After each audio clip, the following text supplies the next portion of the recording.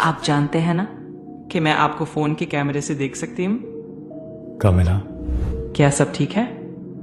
پتہ ہے ہم کہتے تو ہیں کہ اکیلا ہونا پر سکون ہے. ہم کسی کو جواب دے نہیں ہوتے، نہ چاہتے ہوئے بھی کہیں فٹ نہیں ہونا پڑتا، کسی کو پلیز نہیں کرنا پڑتا. لیکن دوسروں میں گھر کی تلاش چھوڑ کر اپنے آپ میں گھر کرنا، یہ پہلو آسان نہیں ہے. مجھے گزرے وقت کے ہر اس برے لمحے کو یاد کرنا پڑتا ہے کہ خود کو تسلی دے سکوں کہ یہ وقت بہتر ہے. کیسی تسلی؟ وہ جھوٹ بول رہے تھے اور میں جانتا تھا کہ وہ جھوٹ بول رہے تھے، لیکن میں نے انہیں انجان رہنے دیا.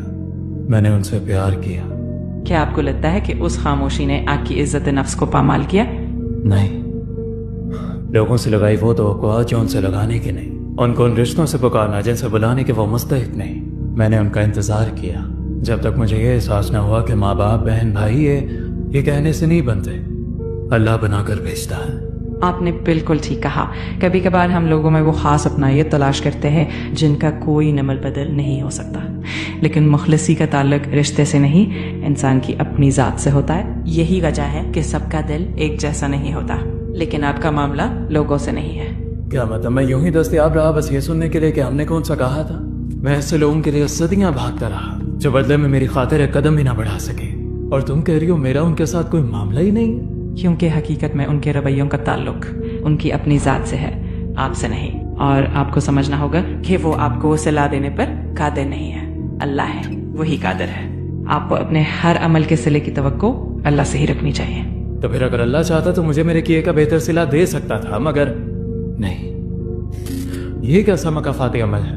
آپ نہیں جانتے کہ جو ہو چکا ہے اس کی کیا مصلحت تھی. کسے پتا کہ اللہ نے ان سب کو آپ کی زندگی سے نکال کر آپ کو کیسے بڑے طوفان سے بچایا ہو جس کا آپ کو علم نہ ہو. کیونکہ آپ کی نظر تو بس کنارے پر چمکتی لہروں پر ٹکی ہے، لیکن اللہ گہرائیوں کو بھی جانتا ہے. اس سے پہلے کہ آپ دنیا کی محفلوں میں ڈوبتے، کیا پتا اللہ نے آپ کو تھام لیا ہو سکتا ہے وہ آپ کے بجھے دل کو اپنے قلب سے روشن کرنا چاہتا ہو سکتا ہے. باوجود اس سب کے میں آج بھی ان کے لیے دعا کرتا ہوں. میں چاہتا ہوں کہ وہ خوش رہیں، مگر میرے ساتھ نہیں. جو ہو چکا ہے اب اور کچھ نہیں، بس اللہ چاہیے. لگتا ہے اب اسی کا ساتھ چاہیے. میں سمجھ سکتی ہوں. بعض اوقات لوگ ہی آپ کے سب سے بڑے امتحان بن جاتے ہیں، اور اس امتحان میں کی گئی مشقت کے نتیجے میں وہ صلہ نہیں ملتا جس بدلے کی آپ توقع رکھتے ہیں. مشکل ہے لیکن صبر لازم ہے.